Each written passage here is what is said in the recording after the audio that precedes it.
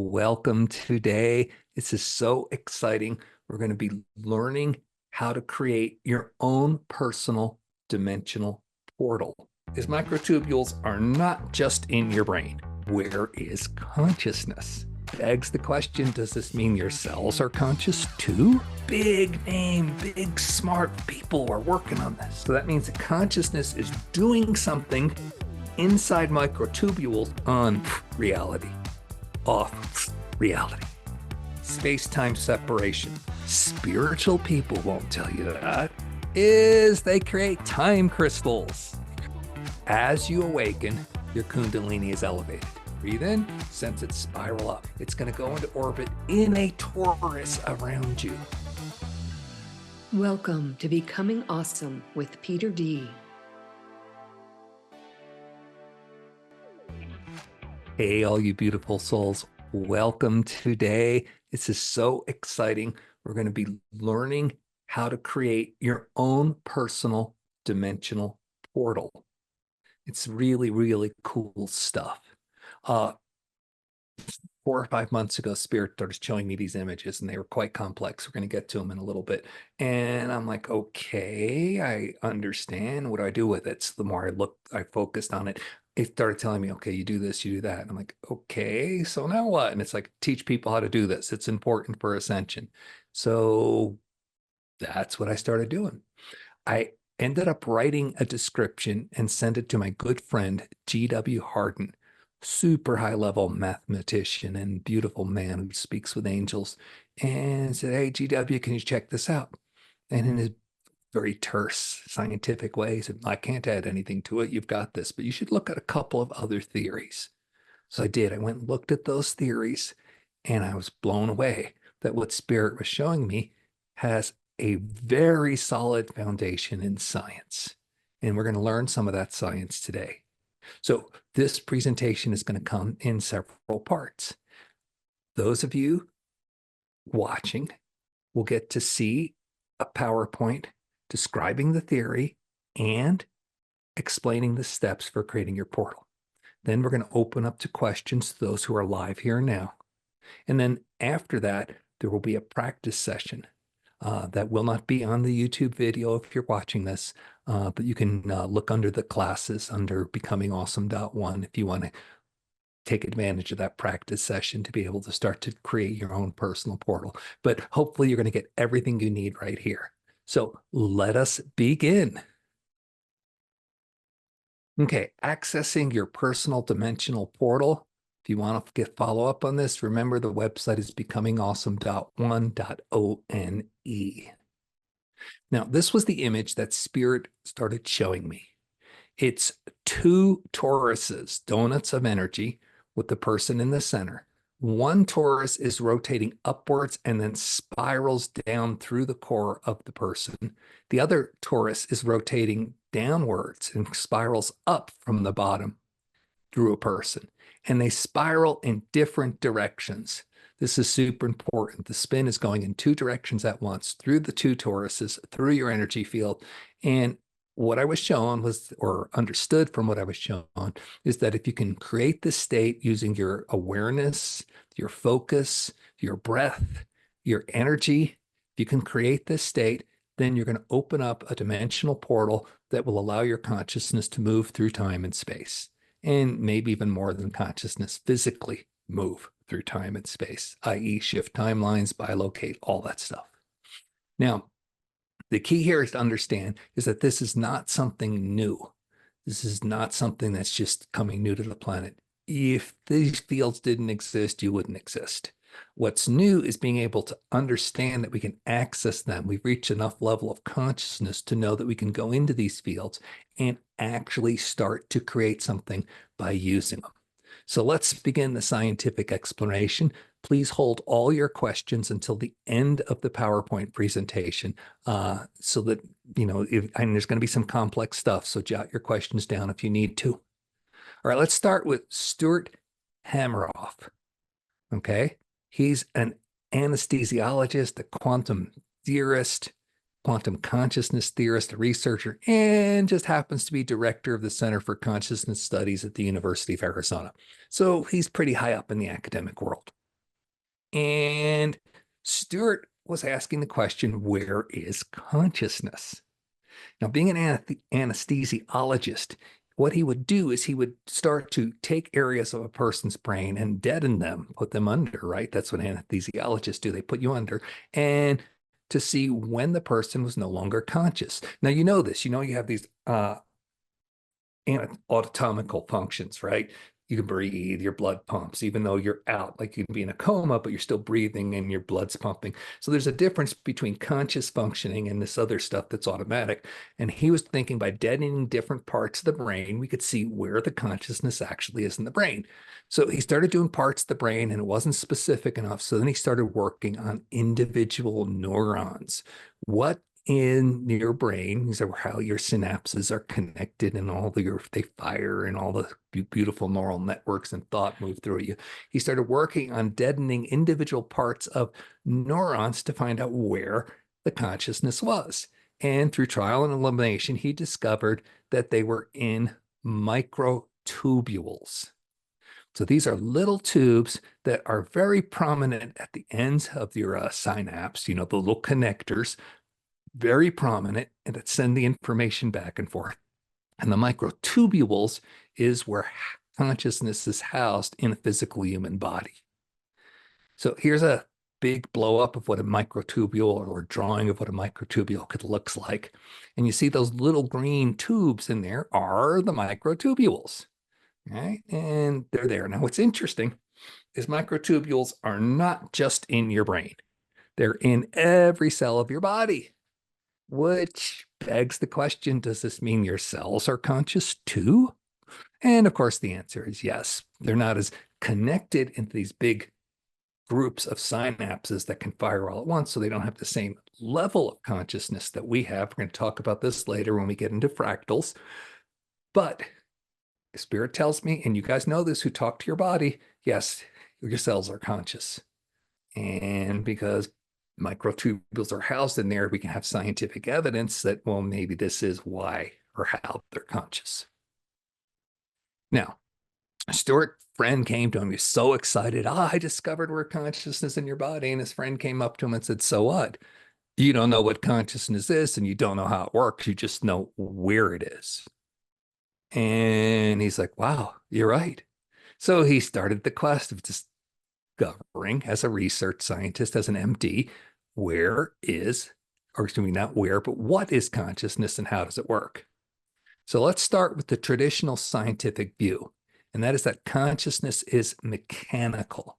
Consciousness arose from biochemical interactions in brain cells. That's what most scientists will tell you. There's these chemicals and there was biology, they interacted in your synapses and stuff. Boom, consciousness happened. They said that as the connections and interactions within the neural networks became more complex, consciousness emerged. They said this was the threshold, this interactions, and then boom, consciousness could come in. And then it evolved as we evolved. We got bigger, smarter brains, then we got bigger, smarter consciousness. That's what scientists will tell you. It kind of begs a lot of different things, though. Philosophers won't tell you that. Spiritual people won't tell you that. They got different views. So Hamerhoff was trying to figure out, okay, well, exactly how does this work? So he connects with Roger Penrose, Sir Roger Penrose, who is a mathematician, a mathematical physicist, a philosopher of science, and just happened to win a Nobel Prize in physics. So we're talking some big name, big smart people are working on this. And together, they put together what's called, the Hamerhoff Penrose ORCH, Orchestrated Objective Reduction Theory. Now, of course, because it's science, you have to reduce it to like acronyms and names, symbols, letters. So they got OR. But anyway, Orchestrated Objective Reduction Theory. And this drew from molecular biology. That's what Hamerhoff was the doctor of. Neuroscience. That's what he did because he studied all that brain research. Pharmacology, philosophy, quantum information theory, and quantum gravity.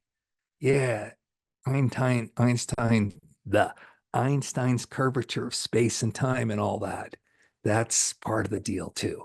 All right. So drawing from all that, they put together this theory, which basically says consciousness originates at the quantum level inside neurons rather than being a product of the neural connections. So it's somehow in the neuron rather than being a product of the connections.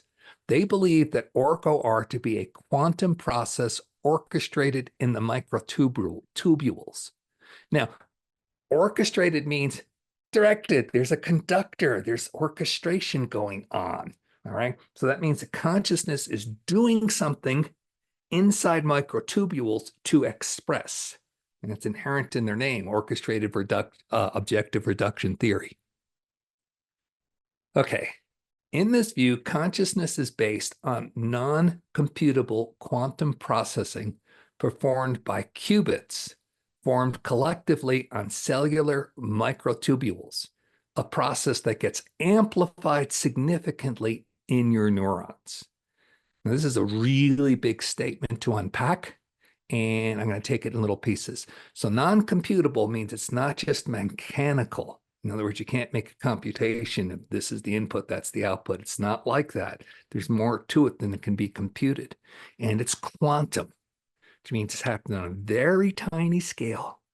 And these qubits, which we're going to talk about in a few minutes at length, these qubits get formed as a result of this process, and they connect to your microtubules, and voila, consciousness is expressed within you. Now, their theory has something going for it that nobody else had. It accounted for free will. See, none of the other theories had this, especially the science ones. You know, some of the philosophy ones did, and some of the spiritual ones did, but none of the other ones did. Okay. So free will is accounted for in a scientific explanation, which is really super cool.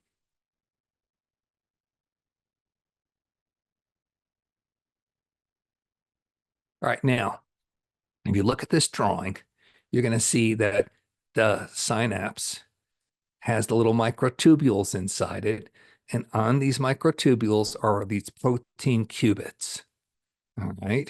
And so these are these packets that get together at a super, super tiny level, and they express consciousness through us, or at least are the conduit for the expression of consciousness in what we call our physical self.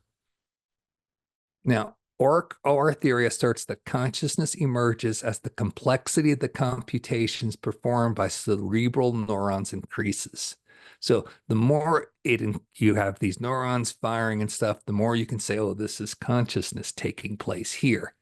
All right. They're not saying it's necessarily a function of the complexity, but they're saying it is the complexity that allows it to emerge.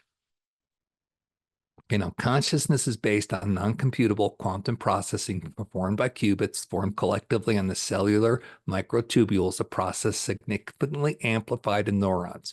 I'm repeating that because it's so important. These little tiny qubits are where the action is. And let's get into a little deeper into what the qubits are and how that works. Now, they refer to orchestration as the hypothetical process by which the connective microtubule proteins influence a qubit state reduction by modifying the space-time separation of their superimposed state. So there's a lot there. Okay.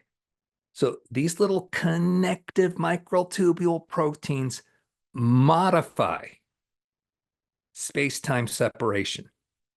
Okay, so that means that there's different states of reality. That's what this superimposed means. There's different states of reality. Okay, and the qubit modifies it, and it starts to go through space-time to separate out this space-time from that space-time by how the qubit interacts. I'm going to explain that a little bit more in just a moment, but it kind of opens up the whole idea to timelines, different realities exist. Okay, so let's dive into these qubits a little bit deeper. Okay, now qubit is another word for a quantum bit. It is a basic unit of quantum information, i.e., the quantum version of the classic binary bit. You guys who do computer science know that information comes in bits and bytes and all that other stuff, right? And a classic bit is like a light switch. There's an on state and there's an off state. And it's called the two-state device. So either it's on or it's off. And those are the different states, and that's a bit of information. Is it on? Is it off? That's how classical physics understands it. Now, a qubit is a two-state quantum mechanical system. So if you imagine that there's an on and an off, but it's quantum, which means it can be both on and off at the same time. And I'm going to explain how that works in just a second here. But consider that. Now, this is what we were talking about earlier with those superimposed states. It's on and it's off, but we superimpose one through our focus on reality, off reality. Okay, now the example is the spin of an electron. When you classically observe an electron, it can be seen as spinning by having an upspin or a downspin. Okay, so it's spinning. In a quantum state, it can be seen with two spin states, both at the same time. Polarized opposites happening at the same time. Now, if you look at the little graphic on the side, let's just say that that's an electron. And let's just say that all the little white dots you're looking at are possible places it can be within its orbit. So it can be up at the top and spinning one way, it can be up at the bottom, spinning another way.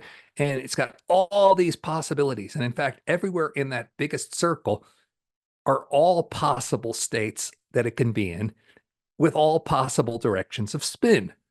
So it's spinning all the time. And this goes back to that classic slit experiment when they discovered quantum physics, right? They were trying to decide, is it a wave? Is it a particle? They didn't know, all right, what it was, this tiny bits of matter. And they'd look at it and they'd see that every time it looked at it, it would collapse into what they looked at. So they did the two-slit experiment, right? They would shoot little waves through there, and if nobody was looking at it and just a machine was registering it, then it would just be equal, register. But if somebody was observing it, it would always go to the slit they were looking at, which means that consciousness affected the superimposed state. When it would come out of its wave potentiality into that little particle that can then be registered, consciousness did it. They called this the observer effect. That's all that. So what is being talked about here is that all these different states of spin exist for electrons, okay? And the qubit pulls this all in, interacts with your microtubule, and through that interaction, it then coalesces into a state of being, okay? So time simultaneous states of existence is what makes a qubit different from a bit. The qubit is a coherent superposition of multiple states at the same time. So that means that it's in all these positions at the same time and it's coherent. It's together. It's one thing. And that's a qubit. And then there you have it. Your microtubules interact with those. Now, what allows a microtubule to interact? And I love this, polyaromatic hydrocarbons. That means they smell and have different smells, right? No, actually it means that there's a lot of different shapes that the hydrocarbon can take. Here's an example of several of them. If you understand physics, you'll see that each little hexagon is the different hydrocarbon there. And you can see where the electrons are. Those are those extra lines where the pluses and minuses are, and that's how they connect. And that's how you create these hydrocarbons. And the ones that are in your microtubules are polyaromatic. I don't know what that means, but I'm not a biologist, a microchemical biologist. Now, Qubits are based on oscillating dipoles forming superimposed resonance rings in helical pathways through the lattices of microtubules. So your microtubule is built out of all these polyaromatic hydrocarbons. That's the lattice, that's the superstructure. The qubits are these back and forth, I told you, that all the different states it can be in, superimposed onto these helical pathways. All right, now this is kind of fun. So we know that they oscillate, right? Oscillating dipoles, right? And that's another fancy word for spin. It's moving here, it's moving there, back and forth, whatever. And this is due to two things, possibly. One is London forces or magnetic forces due to electron spin. So it's kind of a magnetic force from the spin, and also could be a nuclear force, right? uh, Basically it gets those tinier levels at the quantum level where it's not magnetism that's pulling them apart and together, like, you know, when there's a positive or a negative charge, but it's nuclear forces. And those mean that they can stay isolated, in other words, coalesced into a single state for a longer period of time. Now, what's interesting is that these occur in gigahertz, megahertz, kilohertz frequency ranges. Now, those of you who've worked with me know that I've been teaching for a while. One of the things that the RAM taught me, the consciousness plus energy forms the basis of reality. Okay? Consciousness plus energy determines the nature of reality, were his specific words. And so, energy, frequency, our consciousness, where it is on those frequencies, reality. That's what he's saying. That's kind of what these scientists are saying. Now, just because my name is not complicated enough to pronounce, I want to introduce to you Dr. Anner van Bandopadhyas, or however it's correctly pronounced. Sorry to you, Dr. Annerban. He happens to be the principal research scientist at the National Institute for Material Science. This dude has hundreds of published papers, leads big teams of scientists, studies all kinds of things. So he started to connect with Hamerhoff, and he discovered the triplets of triplets. So they would go into these little microtubules, go into those little qubits, and they would send them some energetic to see what the conductance was, see how much of it would come through so they could determine the frequency of what it was they were looking at. And what they found was, if you go look under A here, was that a pattern of 3 sets would occur. And he called these the triplets of triplets. There would be 3 distinct spikes inside a pattern that repeats in threes. Okay? And the triplets of triplets is what Dr. Annerban discovered. So these are distinctive, self-similar resonance conductance patterns where each conductance response is grouped into sets of 3. These groups themselves are grouped into larger sets of 3 in fractal patterns in microtubules. More of that fractal stuff is coming out. It's here, it's bigger, it's smaller, it's smaller, it's smaller. It's the same pattern repeating over and over. They repeat every 3 orders of magnitude: kilohertz, megahertz, gigahertz, terahertz. Now he's getting bigger. Probably means, I don't know, probably means it also keeps getting smaller. It goes all the way down to the infinitesimal, all the way out to the super big. This pattern, this triplets of triplets.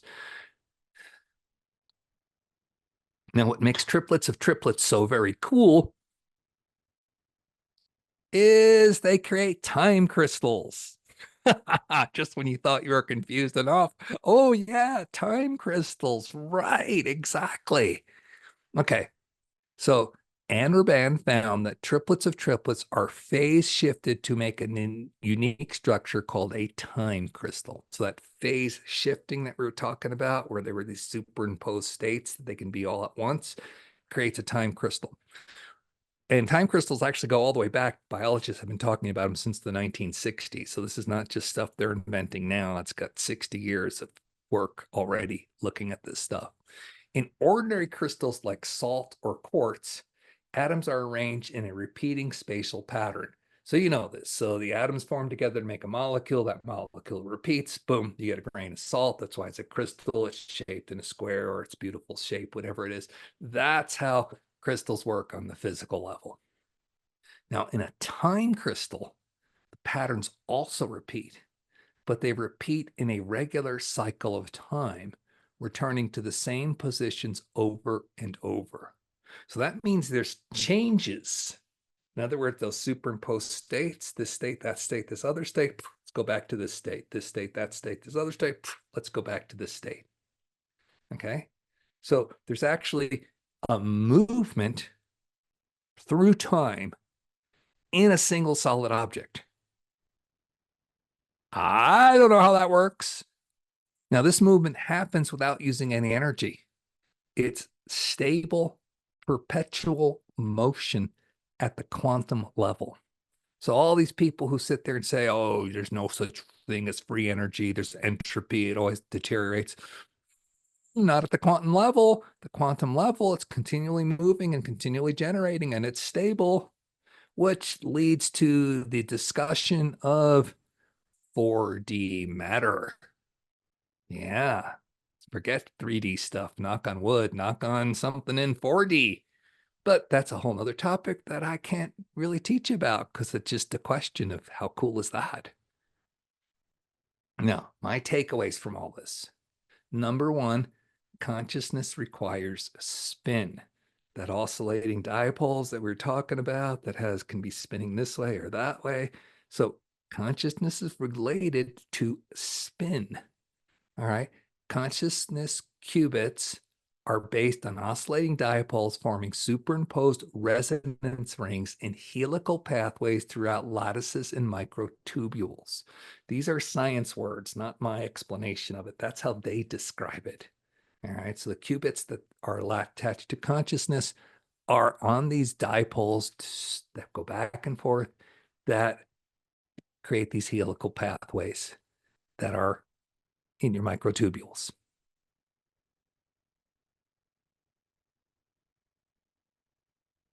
Now, we talked about this before. It's either due to electricity from the spin, the electromagnetic, or due to gravity. It's Einstein's curvature of space, that gravity isn't just an attractive force, but the density of connection, something makes it, changes the space-time, that pulls stuff into it, and that's all Einsteinian. It's the hard, big stuff for me. All right. But the key here is that that spin is happening either because of gravity or because of electricity, and it's happening at various different frequencies, which is the second takeaway here, that consciousness is fractal. Okay. The frequency patterns in time crystals move in regularly repeating intervals. Okay, so that means it's happening here, it's happening again, it's happening here, it's happening again. And it's happening according to scale, as we saw from the triplets of triplets. That means it's fractal and repeating. So therefore, consciousness is at many levels of frequency all at once. That's my takeaway. It's not what they're saying, it's what I say. Okay. So consciousness is like nested dolls. So you think you're conscious, but bigger conscious, smaller conscious, inside, inside, inside. That's my takeaway from all this. And for those of you that I've been working with, I write this in my books, I keep talking about, just stop describing things as this or that. Here's the scientific explanation. Here's the reason why. As soon as you do that, you superimpose a state, and that's your reality. The less you use your mind to sit there to try to describe your reality, the more you'll experience it, and the more you'll be open to all the different superimposed states of reality. Because it's fractal and it's all there. And apparently you're connected to it. So just for fun, let's introduce Dante Loretta. He's a Regents Professor of Planetary Science and Cosmochemistry at the University of Arizona. He was the head dude. He led NASA's OSIRIS-REx mission to the asteroid Bennu. So this dude got to lead a mission that's going to go check out an asteroid. And what did he find? Polyaromatic hydrocarbons. Yeah, he found samples of them, outside of Earth, on an asteroid floating around out there. They're prevalent in the universe, and they may be the origins of life and consciousness. So he got together with Hamerhoff and Enrabon, and the three of them together proposed the idea that the building blocks of organisms to interact with consciousness exist outside planet Earth. Therefore, consciousness predates life. So consciousness was out there before what we knew as the biology of humanity. So when you get into these past lives and star seeds and all that other stuff, here's a little bit of science that says, yeah, consciousness anyway was there. May not have been what you call yourself, but it was there before humans were. Interesting. Interesting. And we know it comes with these organized frequency patterns, which would imply intelligence, the divine, organized frequencies. Make of it what you will. All right. So now, just because science comes with really cool names, we need to talk about Dr. Nassim Haramein. And he is the director of research for the International Space Federation, which is a collection of top physical and biological scientists from across the planet. And Haramein came forward with a unified field theory. So this is the theory of everything. All scientists are like trying to explain it all. How do you make the quantum realm interact with the big realm of the physicality stuff? How does gravity affect electrons and electricity, all that stuff? So he has the unified theory of everything. And he says that the foundational fabric of space-time itself is a hollow fractal tetrahedral lattice structure at the subquantum Planck scale. That's a lot of big words.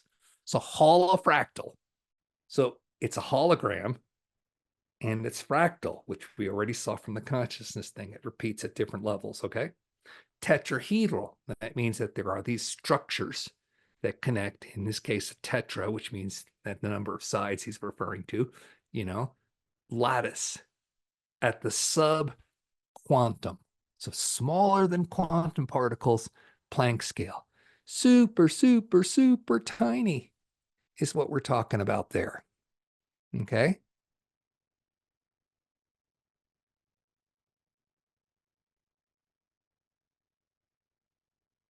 Now, in Haramein's own words, you're actually exchanging information with all of the universe through every one of your atoms right now. So you're connected through all of it right now. Okay. Through every bit of you. Now, the process he describes this as is using voxels. Okay. Now, you guys kind of know what a pixel is. They're the little dots on the computer screen. They're on a TV, little dots. So on a two-dimensional thing, you get pixels. On a three-dimensional thing, you would have voxels. So there's matter, space that these little tiny dots make up. And so they exist in the material realm. Voxels form a holographic lattice that expresses in space-time as our reality. So this holographic lattice that he's telling us about is built out of these voxels. Now, I don't even want to get into explaining this because it's super high-level math.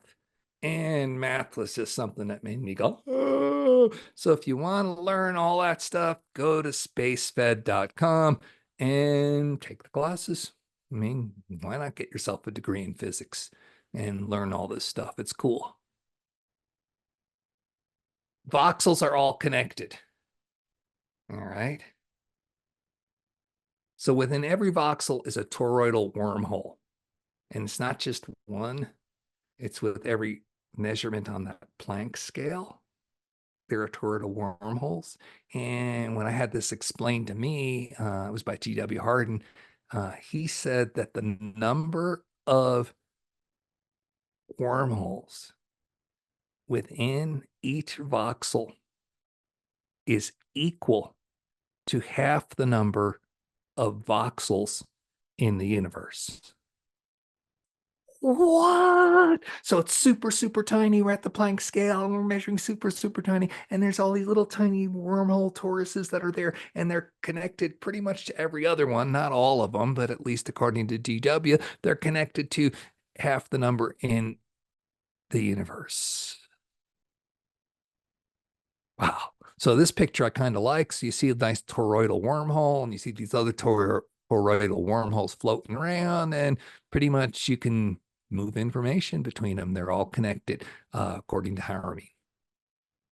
So he says, if you look at the graphic with the tree, with the flower of life, everything emerges from and returns to a fundamental field of information that connects us all.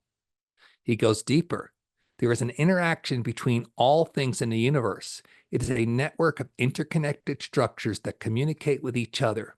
There is no isolated system in the universe. So to consider that the brain is isolated from the universe is inaccurate.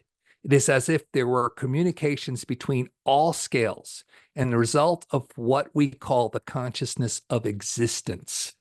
It is as if the universe thinks about itself and discovers itself. It is a loop of information creating consciousness. Wow. So it's connected to everything. It's aware of everything. It loops through itself, kind of like we were talking about those time crystals. And so it discovers itself, it knows itself, it thinks, and it apparently grows because we grow and we're part of it. So that's Haramein's words. Like I said, take the classes if you want to know the science of it. So now, takeaways. Again, this is my understanding of his work in conjunction with Hamerhoff. I think they're talking about the same things. They're descriptions of how the things move within microtubules or lattices, and the voxels are just so similar. You know, how can they not be talking about the same thing when they're describing the same motions and the same processes? All right. The second part of this takeaway is that if what these things are true, then my belief is if you focus attention and awareness into these patterns of movement, you can shift time, space, and reality. And Spirit is telling me, yes, Peter, this is why we showed you that pattern, because science is understanding that it's the key to influencing it. It's the lever to create what you want. You as a planet are ascending. Here's a tool that's going to help you. Okay. So this happens because of the fractal scaling inherent in these energy patterns. So if you can do it here, you do it outside you, you do it inside you.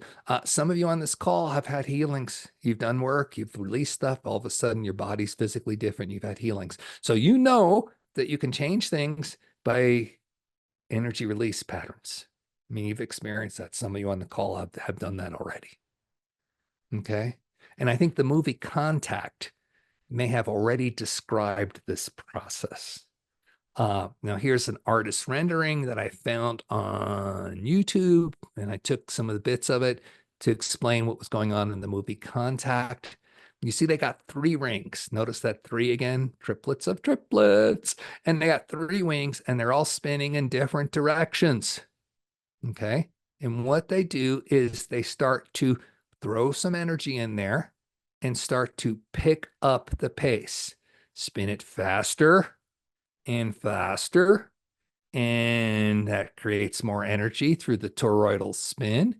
And when it's spinning really nice and fast and all this energy is there with the beautiful toroidal spin, they drop the pilot, Jodie Foster, into it. They drop her into it, and She goes through wormholes and starts meeting these other entities, which are her parents, and all this other cool stuff that's going on without ever leaving and any time passing. It was really interesting. No time passed when she was in the middle of that. So contact may have been like predictive programming. They may have been saying, hey, this is how we get to it. Okay, that's the science part. Now I'm going to give you a little bit of the spiritual part, and then I'm going to give you the actual shape and how to use it and take advantage of it. Okay, after that, we'll take questions. Okay, let's start with Kundalini. Now, this is life force energy. Another word for it is life force energy. It is the vehicle for self-realization, according to many spiritual teachers. It's a direct path to spiritual transformation, pure ecstasy, and bliss. And any of those of you who practice working with your Kundalini, raising it up and down, doing breath work and stuff, do you know that's true? I know that's true. Now, chakras are energy centers. We got more of them than just the traditional 7. There's 12 if you're going to go higher into dimensions. If you go into each of your cells, there's little tiny wormholes, which means there are little tiny chakras. There's more of them than 7, but there's 7 big ones in our body. They're focal points where Kundalini is amplified and expressed in your physical, mental, emotional, and etheric bodies. Okay. Now, as you awaken, your Kundalini is elevated. And I just dropped simple drawing here where your energy centers sit in your body, your chakras, and Kundalini goes up. Things get better, brighter, shinier. You guys know this. Those things when it's magical, you feel on top of the world. Everything makes sense. You're happy. Sometimes you get this state naturally. Sometimes you get it through breath work or through doing different practices where you release and take energy in. But either way, you get to this elevated state when your Kundalini is high. And that's traditionally expressed as this rising up through the chakras. Now, I was told by the monks at Oneness University when I was there that when you're awakened, your Kundalini will go into orbit. And at the time, I could only conceive of a singular orbit that it would pass up through me, go at the top of my head and back around and down and back down. And I could actually feel it.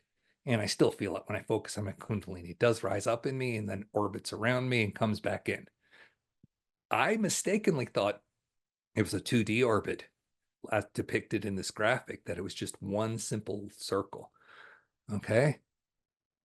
Now, what to take advantage of the figure I showed you to create your own wormhole and to move your consciousness? We need to do a couple things. You don't want the Kundalini to rise up in a straight line. You want it to spiral up. So you will spend time practicing. We will do that later after the question period. We will spend time practicing raising our Kundalini in a spiral. So you want to imagine it. So you're going to use your attention, your awareness, your imagination, sensation, whatever you want to use to sense that the Kundalini is spiraling. Now, it doesn't really matter which way it spirals, but you want to keep it consistent because eventually you're going to have dueling spirals. You're going to have 2 spirals in 2 directions. So always keep one the same way. So I tell everybody, step 1A, practice spiraling your Kundalini. Every time you breathe in, sense it go up. Breathe in, sense it spiral up through each of your chakras in a nice, beautiful coil going out the top of your head. And always keep it in the same direction. For purposes of this, we're going to call it clockwise. Then step 1B, practice it down. So when you breathe out, spiral it down from the top of your head in the opposite direction, counterclockwise. Now, if you can't do this back and forth, just practice breathing once, letting it go in one direction. Do that for several minutes. Breathing the other way, letting it go. Practice that for several minutes. Then you put it all together. You alternate 1, 2, 1, 2, in, out, in, out. And on the in, it's one way, and on the out, it's the other way. Okay. So you get used to where you can hold them both together, and then you just start breathing. Yeah. I sense it happening both directions. It takes a little bit of practice. Some of you may already just be able to do this. If you're a channeler and have connection, you probably already are doing it. You just don't know it. So you can skip these early steps. But for those of you who this is brand new to, you want to start here. Okay. Now, step 2. It's not just rising up in you and rising down in you. It's going to go into orbit in a torus around you. rising up through you and spiraling through you, and then in a torus around you. Okay. So that's what you're going to practice. So you're going to do the same thing. You're going to, spiral it through your core. Super important as it goes in. The orbit is all around you and then comes together and spirals through you. Okay. And here's a graphic to help you understand what I mean by spiral through you. Now you want to do this faster, of course, but you start with that slow to get used to it. And as you breathe faster and faster and faster. So you're getting more energy and it goes spiraling through you. But you see what I mean? It spirals. And now it doesn't just spiral through you, it spirals around the outer edge of the torus as well. So it comes up through you in a twist, but then twists around the torus. So don't think it just spirals through you and then goes in a flat line around. No, the spiral goes all the way around the outside of the torus. Here's a single line where it's demonstrated. Here are two lines demonstrating this effect of the spiral through you and all the way around back through you as it spirals, okay? And here's what it looks like moving at speed. Okay, beautiful.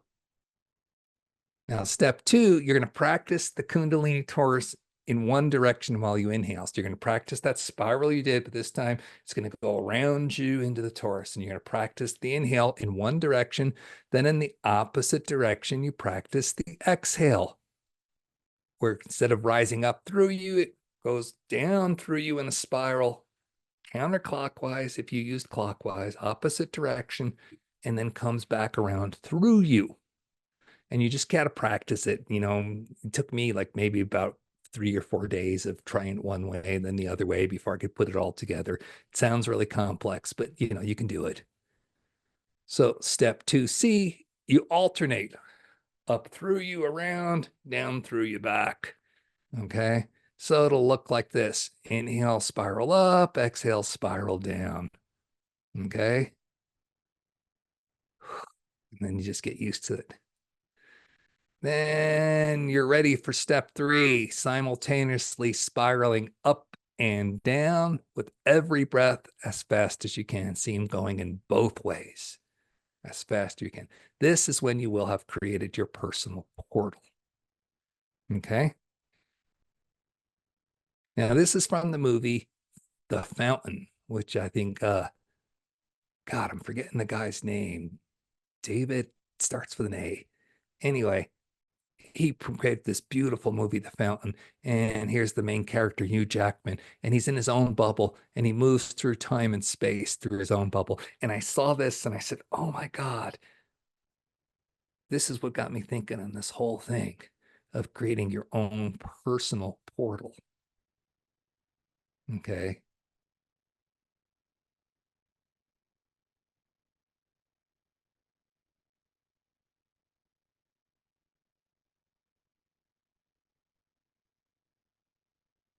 And boom, there he goes.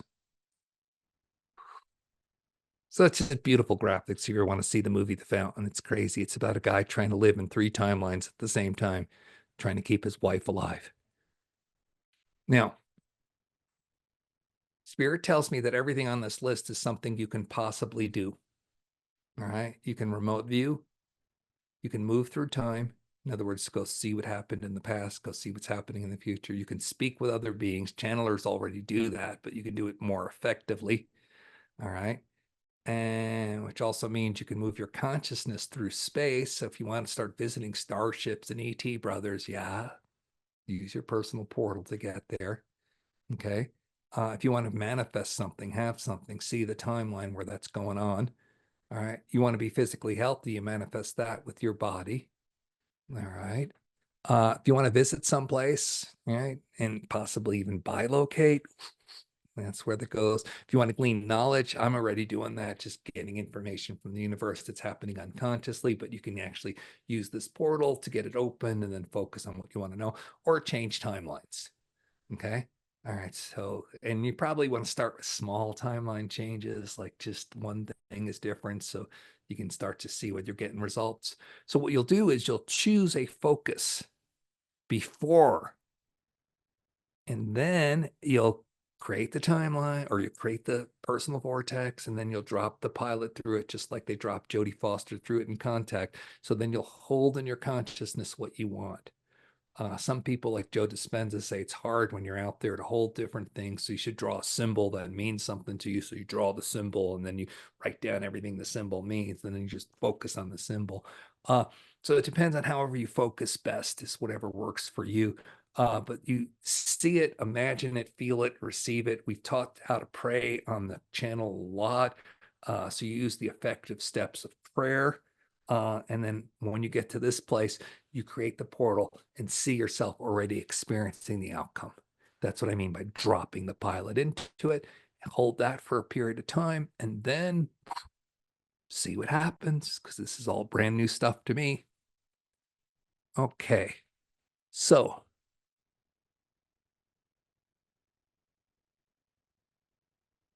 that is what we've been working on. We're going to open up to questions now. I would like you, if you're going to ask a question, to please raise your hand, and then I will unmute you, and then put you as a spotlight, a pin, so everybody can see you. So I know I covered a ton of crazy ass ground, and there's got to be at least a question or two in there. Who wants to get us started? Just go ahead and use the icons below to ask a question. All right, Yee. So go ahead and unmute yourself. And let me go ahead and spotlight you.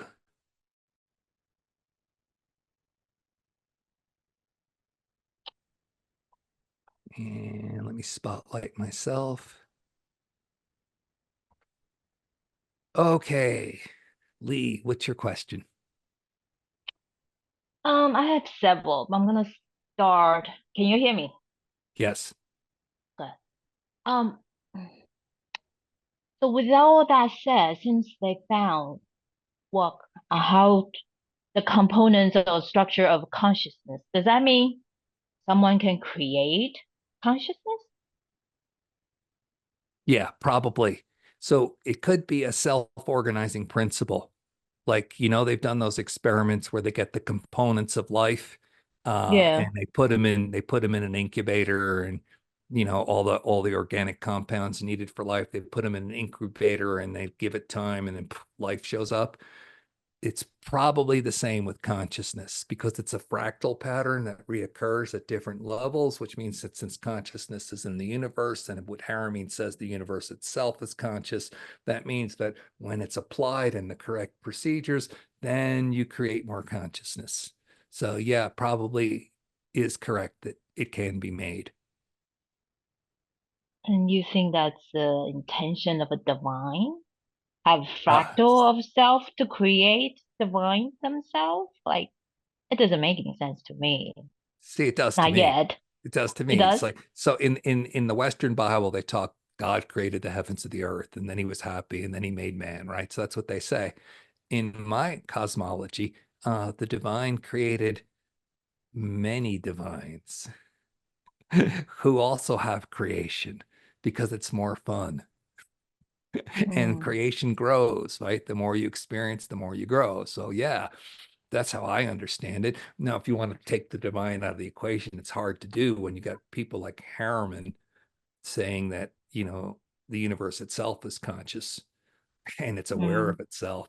So it's hard to take Mm. the divine out of the equation. You can call it the universe, you call it what you want, but yeah, it's Mm. pretty clear it does creation. And if it does creation and we're a fractal of it, then yeah, we do creation.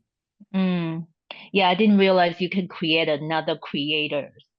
Like that's different in my mind. You can create things, experiences, emotion, and then now it's another level of creation in my mind. You can create another divine. Well, So we're that what that creating. means, you can put a consciousness into AI. Then the AI Well, become a unique species, right? well, it's whether or not you put consciousness. So we've created machines that can mimic consciousness, right? The Mm. question is, does it have the microtubule connection to get to consciousness. And I'm sure over time it's Uh-huh. gonna, whether or not we figured that out yet. I was at a dance party last night, and I was talking to a guy, and I was trying to explain this to him, get ready for class. And he goes, "Oh, Peter, you think that we created AI. In fact, AI was here first and it created us and then programmed us to think that we created it." I was just laughing because that was his view of the world, right? I don't know. I don't buy into that. That's like that doom and gloom stuff, some of that. But I thought it was Uh, really funny. But uh, yeah, just because it's mechanical doesn't mean it's not conscious. uh, uh, so okay, great. That's helpful. And then the second thing is about the time crystal. Hmm. So because we have that in us, it runs by itself, therefore we experience the time. So if someone is able to take that out of the picture, like in ourselves, whether will we just not experience the time, but still in this world, possibly? What do you think? So uh, I don't know. I know that, like, for instance, a lot of spiritual teachers like Cryon teach about youthing, about where your body grows younger, how to get your cells to actually do things that they think that we think they're Mm-hmm. not programmed to do, right? Uh, Mm-hmm. time crystals explain that there are superimposed states, which means there is a state where there's a young, vibrant you. And so the question is, can your consciousness inhabit that young, vibrant you as opposed to inhabiting what you see here and now? All right. Mm-hmm. Or maybe it is already inhabiting it, but we don't know about it because we're fractal and separated from it. I mean, I don't know. But yeah, so pretty much when you get into time crystals, just throw all the rules away. Just anything you think about how things work in an ordered sequence, just throw all that away. Mm-hmm. Okay. Well, it's really helpful. I mean, with this scientifics behind, it makes help me to imagine, create what I need to create. Okay, final question. So when you say microtubule, it's in our neural connectivity in that, right? So are they individually, and how do we create this consciousness as a whole, like as a human? Okay, And you so if explained the individual neuron connections, right? okay, so if I understand Hamerhoff and Penrose correctly, and that's a big if, then Mm, because there are more microtubules interacting in so many different ways through the neural network, it allows mm-hmm, for more consciousness to come through. It gets bigger and bigger. So you have as many neurons in your head, in your brain, as there mm, are stars in a galaxy, which means endless pathways, endless synapse firing, endless abilities for consciousness to come in and come to you. And we're only at the level of consciousness we're at. Now, if you take a dog or a cat, they got way less, right? And so their mm-hmm, ability to interact with the consciousness of the universe is more diminished because the funnel is smaller. And then if you get a rock mm, or a tree, then it's even smaller because they don't even have more microtubules. They may just have organic compounds and stuff like that. All right. So the whole point is that it's not that the consciousness is created by that, but it's the complexity of the organization that allows more and more of it to come through. Now, what Haramein is saying is correct, that the whole universe is conscious. That's a damn lot of microtubules, right? To be able to hold that. That's probably why here we are in this level of experience where it's hard enough to hold humanity being human, let alone that there's bigger things than us that are infinitely bigger. mm-hmm. Okay, so Peter, would those PDF pages be printed somewhere so Yes, I can yes. really study it? Okay. I'm gonna put these out in slides when I post this. This will be posted for the members who are Mm-hmm. paying members. It'll be a class people can purchase. If you're not a paying member, it'll Mm-hmm. also be on YouTube, but it won't Mm-hmm. have slides and it won't have the practice session. Okay. Thank you. Thanks, Lee. That's it. All right. Anybody else want to ask a question? Justin, please unmute yourself All right. and just give me a second to spotlight you and go ahead, please. So I have so just some questions about the practicality of it. So I had an exercise. It was a little similar, not with the toroids and the spiraling, but I found it was like a circular breathing exercise. And I found that maybe I just wasn't practiced enough. So this is a practical question, is that I found I was so distracted and had my mind thinking about how to do the breath work and keeping my mind focused on that, that I found it really difficult to move to the next step and say, you know, setting an intention or to interact with my environment or whatever it is. So just from a practical standpoint, like if I'm creating the spiral toroidal breathing and focusing on that, do I need to keep that in my consciousness and also, you know, like be bringing in the intention or dropping the ball, or should I, you know, once I have it, kind of somehow, you know, intend that it's happening on its own without my conscious direction? What are your Yeah. thoughts? Yeah. So it's, to me, it's a matter of practice. Okay. You get good at it. So I'm to the point now where I can spend just a moment and I'm aware of the dual flows. And then I spend just another moment and I'm aware of the dual flows and the torus is going in the opposite direction. Then I just go, oh. All right. So I practiced it, is how you get there. So Right. that's why I laid it out in little steps. You practice, practice, practice until where it becomes automatic. Then Right. you power it with breathing. If you do it while you're breathing hard, so you have a lot of oxygen coming through, then it'll be, the two will be related in your, remember how things happen autonomically, they happen automatically, so they'll be paired, so your breath will think, oh yeah, I'm holding this pattern, I'm holding it, I'm holding it. And then you put the focus in.